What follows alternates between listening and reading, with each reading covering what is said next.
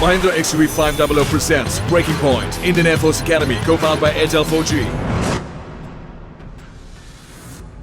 जहां मुदित अभी अकेडमी के अनुशासन से जूझ रहा है, वहीं प्रिया, अमोघ और कार्तिक अपनी सुबह की फ्लाइंग एक्सरसाइज के लिए तैयार हैं। इनके रोज सुबह जल्दी उठने की एक वजह फ्लाइंग ओवरऑल्स पहनने का लालच भी है। यहाँ पर फ्लाइंग की यूनिफॉर्म और बैजेस पहनना अपने आप में एक बड़ी बात है। मुझे लगता है कि मैं अपने सपने के काफी करीब हूँ, पर अभी भी थोड़ी मेहनत करनी और बाकी है, और मैं करूँगा। ये यूनिफॉर्म इस बात का प्रतीक है कि ये लोग आसमान के रक्षक और देश के सेवक हैं। हमसे ये उम्मीद की जाती है कि हम अपने हर काम में परफेक्ट हो, और ये बात मुझे बहुत पसंद है।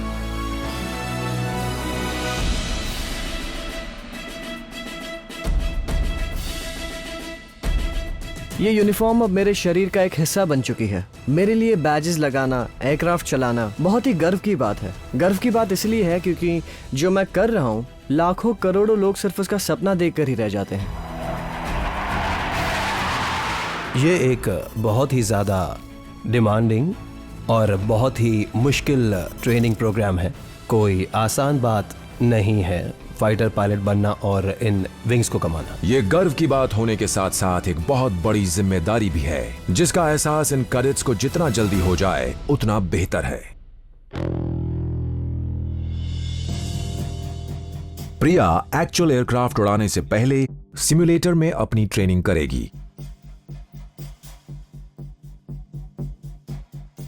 प्रिया यहां अपनी फ्लाइंग रिहर्सल कर सकती है और अपनी गलतियों से सीख भी सकती है, मगर ज्यादा गलतियां की तो उसके आगे बढ़ने के मौके खत्म हो जाएंगे।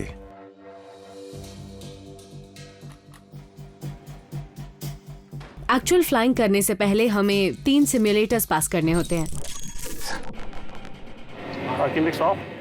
Select nozzle, steer on. 3 simulator sessions. Priya को एयरक्राफ्ट उड़ाने के पहले बस यही आखिरी एक्सरसाइज अच्छे से करनी है। क्या वो बिना गलती किए इसे कर पाएगी?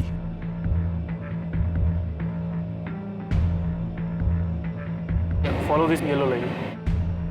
710 cleared for takeoff. Notice height is coming 3000. So start leveling up.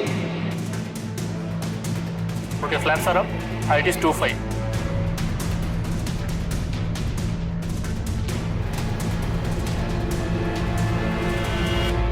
वो अपना पहला एयरक्राफ्ट तभी उड़ा सकते हैं जब वो अपने सारे ग्राउंड टेस्ट्स पास कर लें। तभी उन्हें रियल फ्लाइंग का एक्सपीरियंस मिलता है। सिमुलेशन में कोई ढील नहीं बरती जाती। प्रिया को सिमुलेटर फ्लाइट को असली फ्लाइट की तरह ही उड़ाना होगा। Okay, contact with the runway and throttle back to 15. किसी भी एयरक्राफ्ट को उड़ाने का सबसे इम्पोर्टेंट हिस्सा होता है एक सेफ और परफेक्ट लैंडिंग करना। This time you have to land. Yeah. Just maintain back. क्या हो गया? Relax. Yeah, relax. लैंडिंग के समय प्रिया शुरू से ही थोड़ी नर्वस हो जाती है। Yeah, this attitude. शुरुआत के दिनों में मेरी लैंडिंग काफी वीक थी।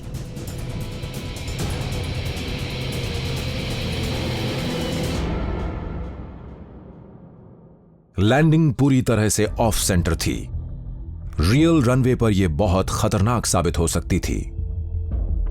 पहला सेशन हो गया, अब बस 2 और बचे हैं लैंडिंग परफेक्ट करने के लिए, वरना फ्लाइंग का प्रिया का सपना अधूरा ही रह जाएगा।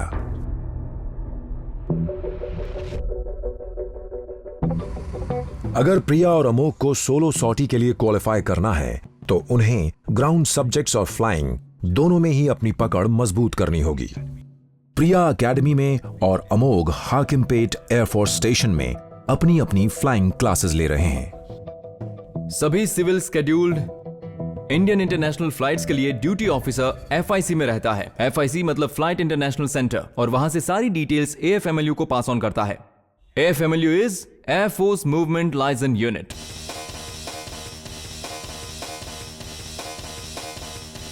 फ्लाइंग एक तकनीकी काम है और इसमें पढ़ाई भी बहुत करनी पड़ती है। हमारा सबसे इम्पोर्टेंट सब्जेक्ट है एरोडायनामिक। जब आप हजारों फीट ऊपर आसमान में होते हैं तो आपको पता होना चाहिए कि अलग अलग स्पीड और अलग अलग मौसम में आपका एयरक्राफ्ट कैसे बिहेव करेगा। इसके लिए मीटियोरोलॉजी और नेविगेशन की करेक्ट नॉलेज होना बहुत जरूरी है। हमें एविएशन मेडिसिन के बारे में भी बताया जाता है कि अर्थ की ग्रेविटेशनल फोर्स का हमारे शरीर पर क्या और कितनी तेजी से असर होता है।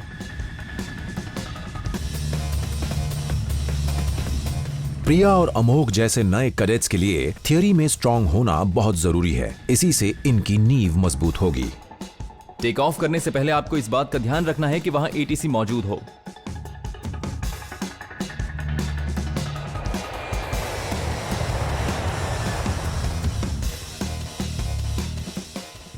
यहाँ हर महीने हमारा टेस्ट होता है। हमें फ्लाइंग, ग्राउंड सब्जेक्ट्स, थियरी और फिजिकल ट्रेनिंग सब पर एक साथ ध्यान देना होता है।